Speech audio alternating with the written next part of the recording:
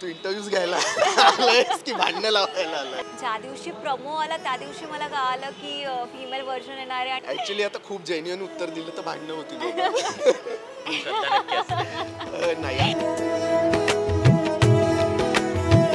नमस्कार, for the people न्यूजमध्ये आपल्या सर्वांचं स्वागत. चोरू चोरून या गाण्याचं आता नवं रूप प्रेक्षकांच्या भेटीला आलं आहे आणि या गाण्याची टीम सध्या माझ्यासोबत आहे.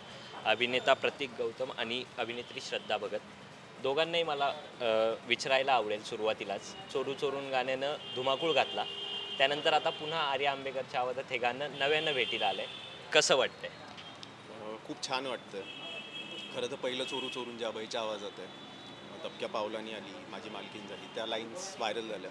त्यानंतर कमेंट्समध्ये, माझ्या DM मध्ये मला लोकांचे असे म्हणणं ऐकू येत होतं की बाबा याचं एक फिमेल व्हर्जन झालं पाहिजे. आणि त्यामुळे आम्ही विचार केला आणि आर्याने ते गायलं, खूप सुंदर गायलं आणि खूप छान प्रतिसाद आहे. खूप छान गाणं झालं, छान वाटतं. श्रद्धा, काय सांगशील?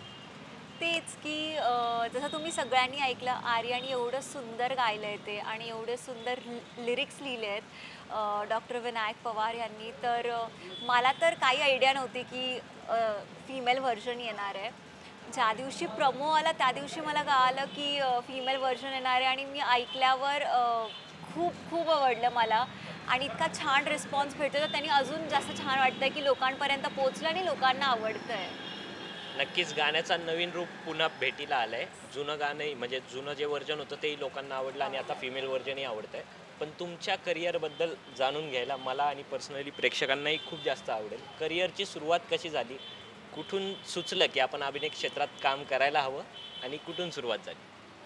माझं तर असं होतं की मी अगदी लहान असल्यापासून थिएटर करायचो, राज्यनाट्य स्पर्धा वगैरे शाळा कॉलेजेसमध्ये. मी 5 वर्षाचा काहीतरी असेल तेव्हा मी राज्यनाट्य स्पर्धेत प्रथम म्हणजे मी रंगमंचावर आलो ॲज अन ॲक्टर, अभिनेता म्हणून, बालकलाकार म्हणून. आणि मग 7-8 वर्ष आम्ही राज्यनाट्य केलं. मग त्यानंतर कुठेतरी अभ्यास या गोष्टी मला वाटलं का नको हा प्रवास पुढे घेऊन जायचा. मग मी रंगमंचाकडून कॅमेराकडे वळालो. मग शॉर्ट फिल्म सुरू केल्या, डॉक्युमेंटरी सुरू केल्या, तिथेही रिस्पॉन्स चांगला भेटला. मग मला वाटलं की चला अजून काहीतरी करूया. देन मग मी एक फिल्म करण्याचा विचार केला. मग तेच स्क्रिप्ट, स्क्रीन प्ले, प्रोड्युसर शोधणं, मग या सगळ्या गोष्टी आणि फिल्म बनता बनता मला एक 4-5 वर्ष लागली. त्याच फिल्ममधलं गाणं आहे पहिलं चोरू चोरू. त्याचा मी दिग्दर्शक आहे, डिरेक्टर आहे मी, आणि त्यात मी ॲक्टरही आहे आणि ती स्क्रिप्टही माझीच होती. तर असा माझा प्रवास होता की मला कमी वयात असं ठरवलेलं वगैरे नव्हतं, पण कुठेतरी ते एक म्हणतात ना की एक बीज रोवलं गेलं होतं आणि मग न कळत रोवलं गेलं होतं आणि मग हे ते छोटंसं रोपटं आहे. श्रद्धा, काय सांगशील तुझ्या करिअरबद्दल? कुठून सुरू झालं? माझं करिअर इथे पुण्यात मी जेव्हा शिक्षणासाठी आली, फर्स्ट इयरला मी सिंहगडमध्ये ॲडमिशन घेतलं आणि मला फ्रेंड्स बोलायचे की तू छान दिसती, ॲक्टिंगमध्ये का ट्राय नाही करत.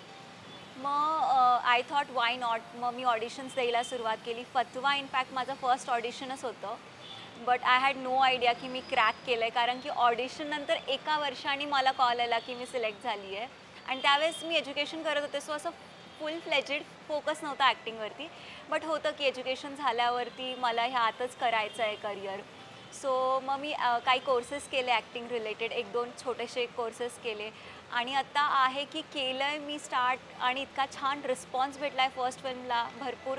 त्यानंतरही कामं केले आहेत, आता बाकीचेही कामं येतील बाहेर, तुम्हाला इंस्टाग्रामवर अपडेट भेटेलच. सो ह्यातच करिअर करायचे, छान सिनेमास करायचे, छान भूमिका करायची आणि त्या थ्रू लोकांपर्यंत पोचायचं आहे. प्रतीक, जसं तू असं आत्ता सांगितलंस, फतवा तू डायरेक्ट केलास, तू लिहिलास, मग तुला कुठं सापडली ती? हिला ॲक्टर म्हणून, ॲक्ट्रेस म्हणून कास्ट करावं असं कुठं वाटलं? ॲक्च्युली ज्यावेळेस फतवा आम्ही लिहिला आणि त्याच्यातलं जे कॅरेक्टर आहे जे श्रद्धाने केलं, निया, तर यासाठी आम्ही ॲक्ट्रेस शोधतच होतो आणि तेव्हा ते अगदी कागदावर होतं. तर ते मूर्त स्वरूपात येणं, आता जे फिल्म मेकर्स आहेत किंवा जे आमचे प्रेक्षक, त्यांना माहिती आहे की कागदावरचा चित्रपट पडद्यावर येईपर्यंत फार कष्ट असतात. तर ते कागदावर ते कॅरेक्टर होतं आणि आम्ही कॅरेक्टर्ससाठी शोधत होतो, आम्ही ऑडिशन्स घेत होतो. इवन मोठ्या मोठ्या न्यूज चॅनल्सला माझे फुटलाईन चालायचे ऑडिशन्सचे महाराष्ट्रभर. मी अनेक जिल्ह्यात ऑडिशन्स घेतले. श्रद्धा कुठून भेटली ना, हा खरं तर एक फार म्हणजे मजेदार किस्सा आहे की मी जसं बोललो की मी कॉलेजमध्ये होतो आणि मी शिकत होतो. तर माझा एक रूममेट होता. 12वी 12th-12thला माझा एक रूममेट होता. त्याच्या मोबाईलमध्ये मी श्रद्धाचा फोटो पाहिला होता. तो श्रद्धाचा स्कूलमेट होता गावाकडे. आणि मग तो फोटो पाहिला. मला वाटलं की ही नियाच्या लुकसाठी तर आहे, ठीक आहे. पण जसं मला त्याच्याकडनं ऐकायला भेटलं श्रद्धाबद्दल, म्हणजे असंच गप्पात सगळ्यांबद्दल सांगत होता, पण श्रद्धाबद्दल, तर ती कुठेतरी ना बऱ्याचशा गोष्टी तिच्या नियाशी साम्य खातात असं मला वाटलं. आणि मग आम्ही तिलाही ऑडिशनला बोलवलं. ऑब्व्हियसली तिला आम्ही असं काही प्रेफरन्स वगैरे नव्हतं दिलं. बरेच लोक होते, 7-8 लोक होते. प्रचंड मेहनत केली श्रद्धानी. जसं ती बोलली वर्षभर तर तिला माहितीही नव्हतं. ती तर वर्षभर म्हणते. मी तर हे सांगेल की आम्ही 48 दिवस वर्कशॉप घेतला, ॲक्टिंग वर्कशॉप. त्यामध्ये सुद्धा माझ्या 4-5 निया होत्या. वर्कशॉप संपेपर्यंत सुद्धा तिला माहिती नव्हती की ती निया करते, कोणालाच माहिती नव्हती. And then at the end of workshop आणि जेव्हा शेड्यूल सुरू होईल तेव्हा तिला सांगितलं की हा तूच करते. तर अशी श्रद्धा भेटली. जसं ऑडिशन पूर्वी तुला एका कोपऱ्यात माइंडच्या आलं होतं की ही निया करू शकते, मग नंतर 1 वर्ष का वाट बघायला लावली पोरीला कास्ट करायसाठी? सगळ्यात छान प्रश्न विचारला हा. धर्म सांग. तू इंटरव्ह्यूज घ्यायला आलायस की भांडणं लावायला आलायस? ऍक्च्युली आता खूप जेन्युइन उत्तर दिलं तर भांडणं होतील. देऊ का खरं? दे. नाही, being a film maker obviously या प्रोसेसमध्ये श्रद्धा माझी फ्रेंड झाली होती. माझ्या पूर्ण फॅमिलीची फ्रेंड झाली. लाईक आम्ही फॅमिली फ्रेंड झालो. आणि आमचे, जसं मी बोललो, आमचे म्युच्युअल फ्रेंड्स पण होते. पण बिईंग अ फिल्म मेकर आणि क्राफ्टवर ज्यावेळेस तुमचं प्रेम असतं ना, त्यावेळेस being captain of the ship, director म्हणून तुम्हाला नेहमी ना एका उत्तम गोष्टीची शोध असते. अजून पाहिजे, अजून छान पाहिजे.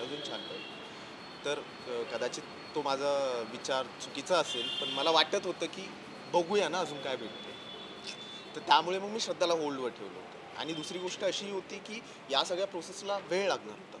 श्रद्धाला मी आधीच सांगितलं असतं की हा तू निया करतीये, तर मग ते वर्षभर मी तिला काय अपडेट देणार. कारण आमच्या क्षेत्रात कामं म्हणजे खूप प्रचंड वेळ खाऊ आहेत. तर त्यामुळे मग कुठेतरी मी वर्षभर ते होल्ड केलं. फतवा सिनेमाला प्रेक्षकांची पसंती मिळाली, दोघांची केमिस्ट्री गाजली ऑनस्क्रीन. आता पुढे काय? श्रद्धा आणि प्रतीक आणखी एखाद्या मूवीमध्ये एकत्र दिसणार की दोघांचे काही इंडिव्हिज्युअल्स वेगळे प्रोजेक्ट्स करण्याचे प्लॅन्स आहेत? आम्हाला सोबत काम करायला, मला तरी सोबत काम करायला आवडेल, खूप जास्त आवडेल.